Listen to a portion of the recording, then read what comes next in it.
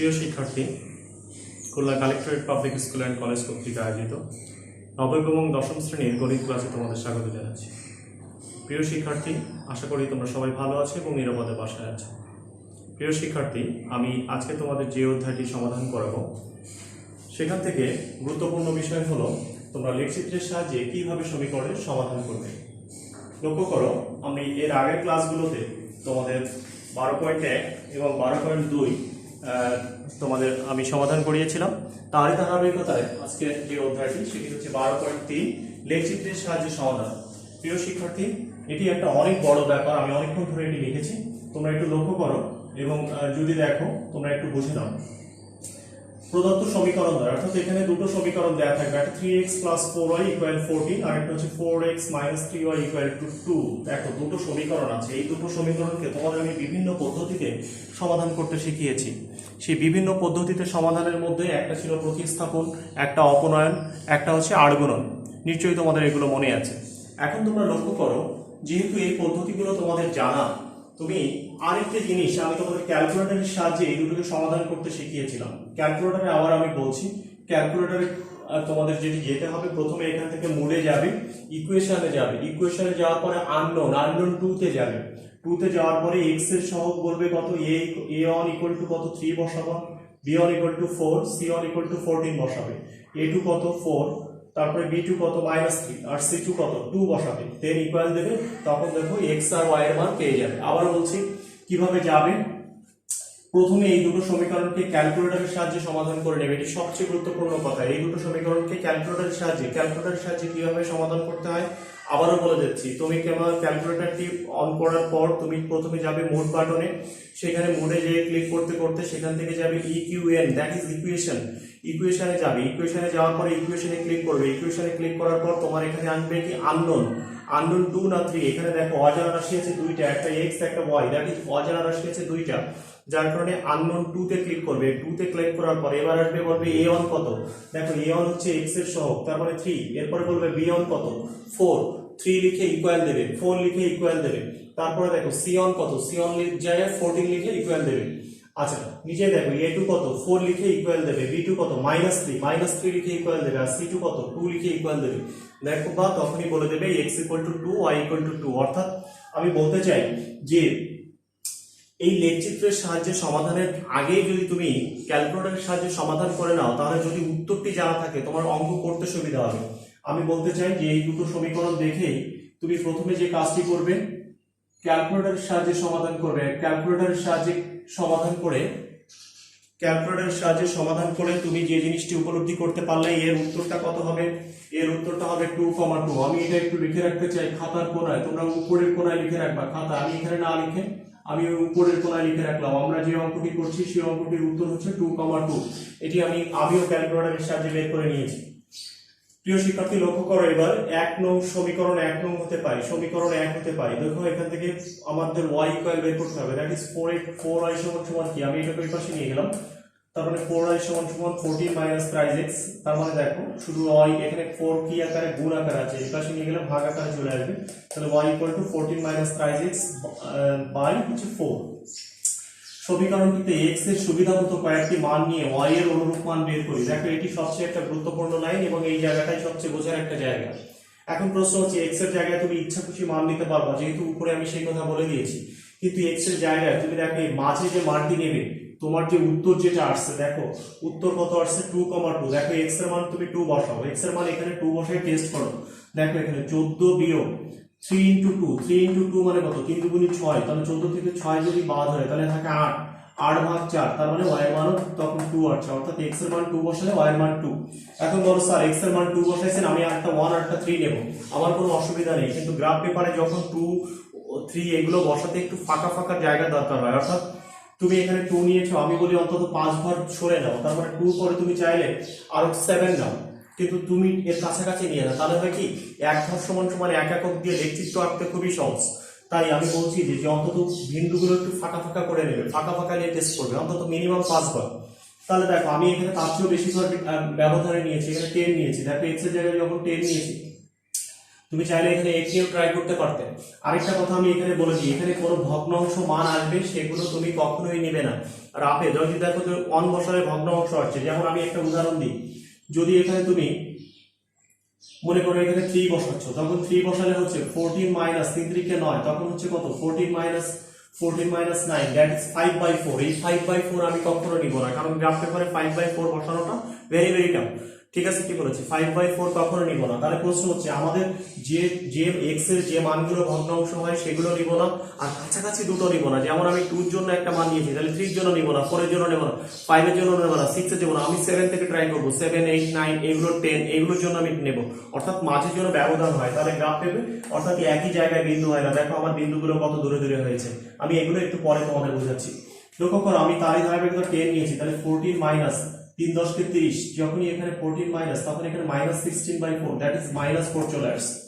আবার x এর মান আমি যখন -2 নিচ্ছি, এখানে দেখো ওই যে আমি বলেছি এর চেয়ে ছোট, এর চেয়ে ছোট কত 1, 1 এর চেয়ে ছোট হলো 0, তার মানে তো কাছাকাছি হয়ে যাচ্ছে, 0 নেব না, তার মানে কি -1 নেব, -2, আমি -2 নিয়েছি, তোমরা চাইলে -3 -4 -5 আরো বেশি দূরে নিয়ে ট্রাই করতে পারো। আমি এখানে -2 নিয়েছি, তার মানে দেখো 14 মাইনাসে মাইনাসে প্লাস 6, তার মানে এখানে 20 ভাগ 4, দ্যাট ইজ এখানে -2 যদি বসাও x এর জায়গায় তাহলে এখানে 5 পেয়ে যাচ্ছে।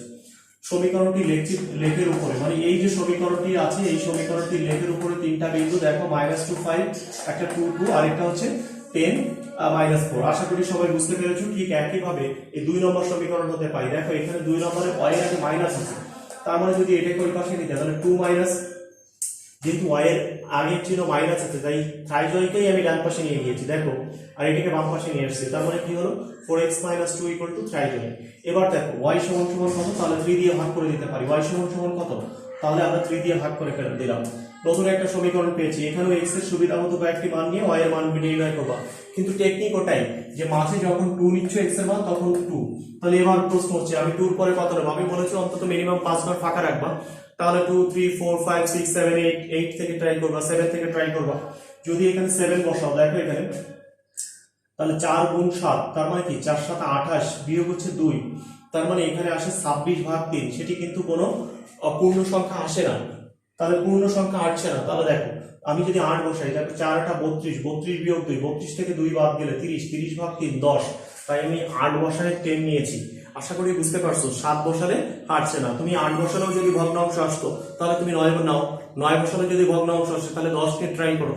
ঠিক একই ভাবে দেখো 2 চেয়ে ছোট 1 তো কাছাকাছি হয়ে যাবে, নিব না, 0 নিব না, -1 -2, এইভাবে আস্তে আস্তে কবে দিকে আসছে, আমি -4 নিয়েছি, দেখো -4 নিলে 4 4 কত -16 2 মাইনাস, তাহলে -18, 3 6 18, দ্যাট ইজ -6 হয়ে যাচ্ছে। তোমার যদি -4 ভালো না লাগে তুমি -6 নিয়ে ট্রাই করো, -7 নিয়ে ট্রাই করো, -8 নিয়ে ট্রাই করো। আমি এখানে দেখো আমার মিনিমাম তিনটা বিন্দু আমাকে নিতেই হবে। অনেকে বলে সরলরেখা আঁকার জন্য দুটো বিন্দুই যথেষ্ট, আমরা বলি দুটো না বরং 3টা বিন্দু নাও। তাহলে দেখো সমীকরণের এইখানেও ঠিক একই কথা, সমীকরণের লেখের উপর 3টা বিন্দু, দেখো এখানে -4, -6, 2, 2 ও আরেকটা 8, 10। এই যে লেখাটি তোমরা উদাহরণ থেকে ফলো করতে পারো, আমিও বোর্ডে লিখে দিয়েছি। দেখো মনে করি x ও x প্রাইম ও y ও y প্রাইম যথাক্রমে x অক্ষ y অক্ষ এবং ও হচ্ছে মূলবিন্দু। চক্রকে উভয় অক্ষ বরাবর ক্ষুদ্রতম বর্গের প্রতি এক বাহুর দৈর্ঘ্যকে, আবার বলছি ছক কাগজে উভয় অক্ষ বরাবর ক্ষুদ্রতম বর্গের প্রতি বাহুর দৈর্ঘ্যকে একক ধরে, অর্থাৎ আমার জন্য সব স্টুডেন্টদের জন্য সবচেয়ে সহজ হয় 1 ঘর সমান সমান 1 একক, 1 ঘর সমান সমান 1 একক যদি তুমি ধরো তাহলে তোমার সেই ছবি আঁকাটা খুবই সহজ হয়। অনেক সময় তোমরা 2 ঘর সমান সমান 1 একক বা 1 ঘর সমান সমান 10 একক এটি ভালো বুঝতে চাও না, এই জন্য আমার পদ্ধতি হলো এই জন্য একটু ফাঁকা ফাঁকা বিন্দু নিয়েছি আর 1 ঘর সমান সমান 1 একক নিয়ে নিয়েছি। দেখো তাই বলছি 1 ঘর সমান সমান ছক কাগজে এই যে ক্ষুদ্রতম বর্গের প্রতি বাহুর দৈর্ঘ্যকে 1 একক ধরেছি। এখন ছক কাগজের সমীকরণ 1 হতে প্রাপ্ত দেখো -2 5 2, 2 ও 10, -4 বিন্দুগুলো স্থাপন করে এদেরকে সংযুক্ত করি, এটি একটা সরলরেখা হবে। আবার একইভাবে ওই পরের যে সমীকরণ পেয়েছি এই সমীকরণের যে বিন্দুগুলো পেয়েছি সেগুলো স্থাপন করে সংযুক্ত করলে একটা সমীকরণ হবে। আমরা একটু সেই বিন্দুগুলো একটু স্থাপনটা করে দেখে আসি। প্রথমে তোমরা গ্রাফ পেপার নেবে, গ্রাফ পেপার নিয়ে যথাক্রমে দেখো এটা হচ্ছে কি আমরা বলছি এটা হচ্ছে মূল বিন্দু যেটা ও, তাহলে এটাকে বলছি x ও x প্রাইম, এটি x অক্ষ, আর এটা হচ্ছে y ও y প্রাইম, তাহলে এটি হচ্ছে y অক্ষ। তাহলে এবার খেয়াল করো আমরা যে বিন্দুগুলো স্থাপন করব, প্রথমে আমরা বলেছি কোন বিন্দু স্থাপন করব, -2, 5, -2 মানে দেখো নেগেটিভ দিকে কয় একক আসবে, 1 ঘর 2 ঘর আসবে, আর এরপরে পজিটিভ দিকে 5 ঘর চলে যাবে, তাহলে উপরে আমি দেখো আমি এই বরাবর 5 ঘর আমি নির্ধারণ করে নিয়েছি, তাহলে 1 2 ঘর উপরের দিকে আসবে 1 2 3 4 5, তাহলে এখানে আসবে -2, 5, অর্থাৎ নেগেটিভ দিকে আসবে 2 x অক্ষ বরাবর নেগেটিভ দিকে 2 ঘর আর y অক্ষ বরাবর পজিটিভ দিকে 5 ঘর। আশা করি বুঝতে পারছো। এরপরে যেটা আছে সেটি হচ্ছে 2, অর্থাৎ x অক্ষ বরাবর ধনাত্মক দিকে 2 ঘর, সেটা হচ্ছে 1 2, আবার y অক্ষ বরাবর দেখো 1 2, অর্থাৎ এখানে হচ্ছে 2, 2 বিন্দু। তাহলে একটু আগে আমি তোমাদের বসানো শিখিয়েছি -2, 5, এরপরে 2, 2 আর সর্বশেষ হচ্ছে 10, -4। দেখো এই যে আমি 5 এই পর্যন্ত 5 10, তোমাদের তো লাল দাগ দেওয়া থাকবে 10, এর দিকে নিচের দিকে আসবে -4, -1 -2 -3 -4। আমি তো একটু হাতে গেছি এই জন্য একটু এত সুন্দর করে হবে না, তোমাদের গ্রাফ পেপারে অনেক সুন্দর আসবে। তার মানে দেখো এইগুলো তুমি যখন এই তিনটা বিন্দু সংযোগ করবা দেখবে একটা সরল রেখা হয়ে গেছে। ঠিক একইভাবে এই তিনটা বিন্দু দেখো -4 -1 -2 -3 -4, আবার নিচের দিকেও +6 হলে উপরের দিকে যেতাম, যেহেতু -6 তাহলে -1 -2, দেখো -5 আমি এই পর্যন্ত নিয়েছি, তাহলে -6 হলো নিচে চলে আসবে। এরপরেরটা হলো 2, 2 আর সর্বশেষটা হচ্ছে 8 5 6 7 8, এই পর্যন্ত 8 10, উপরের দিকে দেখো 8 10, এইগুলো যোগ করে দিলে তুমি আরেকটা সরলরেখা পেয়েছো।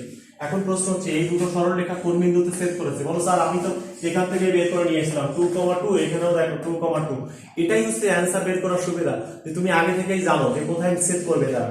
তাই বলছি সরলরেখা দুটি পরস্পর পি বিন্দুতে ছেদ করে, আমরা এই বিন্দুটার নাম দিলাম, এটা কোন বিন্দুতে ছেদ করে, পি বিন্দুতে ছেদ করে। দেখো তাহলে আমরা বলছি সরলরেখা দুটি পরস্পরকে পি বিন্দুতে ছেদ করে।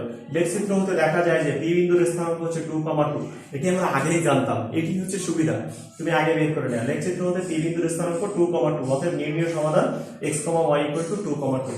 আশা করি তোমরা বুঝতে পেরেছো। আবারও বলছি যে লেখচিত্র পদ্ধতিতে যখনই তুমি সমাধান করতে যাবে আগে থেকে উত্তরটি বের করে নাও, এবং তুমি যখনই দেখছো 2, 2 তখন মাঝে x এর মান 2 নিলে y এর মানও কত 2, এখানেও 2, 2টা মাঝে রাখবে, আর সামনের দিকের মানটা 2 এর চেয়ে একটু বড় নেবে বেশ কিছুটা, আবার যে এই দিকের মানটা সেটা হচ্ছে 2 এর চেয়ে বেশ কিছুটা কাছাকাছি বিন্দু দেবে না।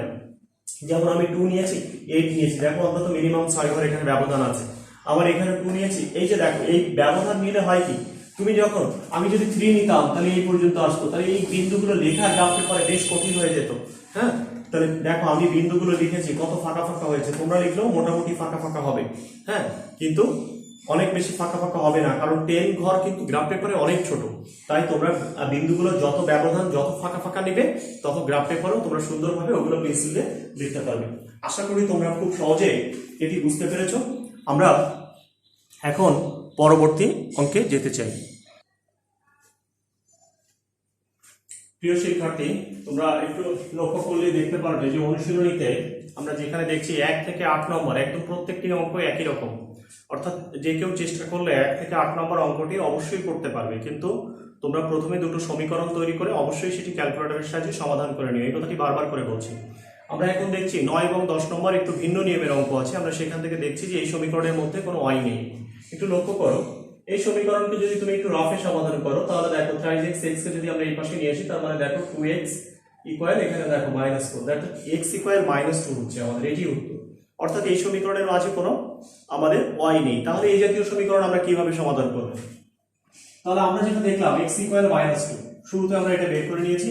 দেখো ধরি একবার y ইকুয়াল এটি, অর্থাৎ দুই পাশে যেটি দেয়া আছে y ইকুয়াল টু 3x + 2, আর এই পাশেও ধরবো এবং y ইকুয়াল টু x - 2। তাহলে দেখো এই পাশের জন্য একটা সমীকরণ আর এই পাশের জন্য আরেকটা সমীকরণ পেলাম।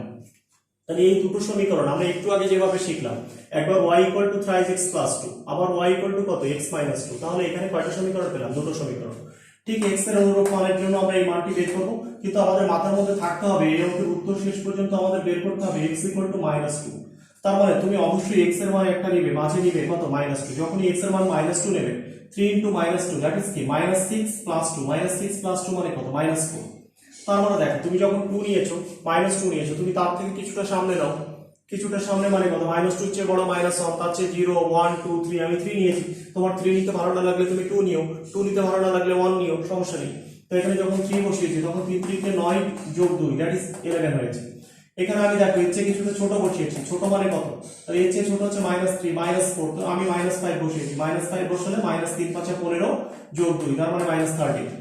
ঠিক একইভাবে আমরা যেটা 2 নম্বর যেটা সমীকরণ আছে সেটাও, কিন্তু ঠিক এই মাঝখানে যেটি ওই যে আমার আগে জানা উত্তর আর এর চেয়ে কিছুটা বড়, আমি 10 নিয়েছি, তোমার ভালো না লাগলে তুমি 5 6 যা খুশি নিও। আমি এখান থেকে ঠিক আগের মতো সেই ছক কাগজে 1 ঘর সমান সমান 1 একক। এখানে গ্রাফটি দেখো আমার এতটা সুন্দর হয়নি, কারণ আমাকে এখানে কিছুটা হলেও জোর করে মেলানো। কারণটা হচ্ছে আমার এখানে গ্রাফ পেপার নেই, এক একটা ঘর খুবই সূক্ষ্ম সূক্ষ্ম। আমি একটু বুঝিয়ে দিচ্ছি যে বিন্দুগুলো কিভাবে মেলানো বসানো হয়েছে। দেখো -5, -13, এটি মানে কি এক্স অক্ষ বরাবর ঋণাত্মক দিকে কয় ঘর যাবে? দেখো 1 2 3 4 5 ঘর ঋণাত্মক দিকে। আবার নিচের দিকে যাবে হচ্ছে -13 ঘর। দেখো এখানে এই নিচের দিকে -13 ঘর, শেষ পর্যন্ত জায়গা নেই। দেখো এখানে ছোট করে -5, -13 এটি -2, অর্থাৎ -1 -2, আর নিচে হচ্ছে -1 -2 -4, অর্থাৎ এক্স অক্ষ বরাবর ঋণাত্মক দিকে 2 ঘর, আবার ওয়াই অক্ষ বরাবর ঋণাত্মক দিকে 4 ঘর। এটি হচ্ছে -2, -4 বিন্দু। আরেকটি হচ্ছে 3, 11, তার মানে 1 2 3 11 হচ্ছে উপরের দিকে। এই তিনটা বিন্দু যোগ করলে একটা সরলরেখা পাবা, সেরকম এই তিনটা বিন্দু যোগ করলে আরেকটি সরলরেখা পাবা। আমরা এখান থেকে দেখবো এই দুটো সরলরেখা কোন বিন্দুতে ছেদ করে, পি বিন্দুতে ছেদ করে। লেখচিত্রতে দেখা যায় যে পি বিন্দুর স্থানাঙ্ক কত? -2, -4। যেহেতু এখানে কোনো ওয়াই নেই, তাই আমরা এই যে ছেদ বিন্দু শুধুমাত্র ভুজই হবে সমাধান। যেহেতু এই সমীকরণের মধ্যে কোনো ওয়াই নেই, তাই এই যে ছেদ বিন্দু আমরা পেয়েছি, তাহলে অতএব ছেদ বিন্দুর ভুজ কত বলো? এটা প্রথমটাকে বলে ভুজ, আর এই পরেরটাকে কি বলে? কোটি। এটা ভুজ আর এটা কোটি। তাহলে আমরা দেখতে পাচ্ছি ছেদ বিন্দুর ভুজ হচ্ছে -2, যা প্রদত্ত সমীকরণের সমাধান। অতএব নির্ণয় সমাধান x = -2। আশা করি তোমরা বুঝতে পেরেছো। একটি অঙ্কই যদি কেউ বুঝতে পারে, তাহলে এখান থেকে সে সব অঙ্কই করতে পারবে। প্রশ্ন হচ্ছে সেই একটি অঙ্ক বোঝা। আমি এখান থেকে দুটি অঙ্ক তোমাদের করিয়ে দিয়েছি। এই ক্লাসটি দেখার পর যারা অবশ্যই তোমরা প্রত্যেকটি অঙ্ক হোমওয়ার্ক করতে পারবে, আমি সেরকম কিছু হোমওয়ার্ক আমি সিলেক্ট করে দিচ্ছি। তোমরা এই অঙ্কগুলো করলে এই অনুশীলনী থেকে হয়ে যাবে। এখানে দেখো হোমওয়ার্ক, এটি দেখে তোমরা এখান থেকে আমি কিছু অঙ্ক দিয়ে দিই। সবই অঙ্ক পারার কথা তোমাদের। 1, তারপরে আমি দিলাম 1 এর পরে 4, আর হচ্ছে 8 9, এই 4টা অঙ্ক করো। এইগুলোই হোমওয়ার্ক। তাহলে তুমি অনুশীলনী প্রত্যেকটি অঙ্ক পারবে। যারা এতক্ষণ ধরে আমার ভিডিওটি দেখেছো, সবাইকে অনেক অনেক ধন্যবাদ জানিয়ে আজকের ক্লাস এখানেই শেষ করছি।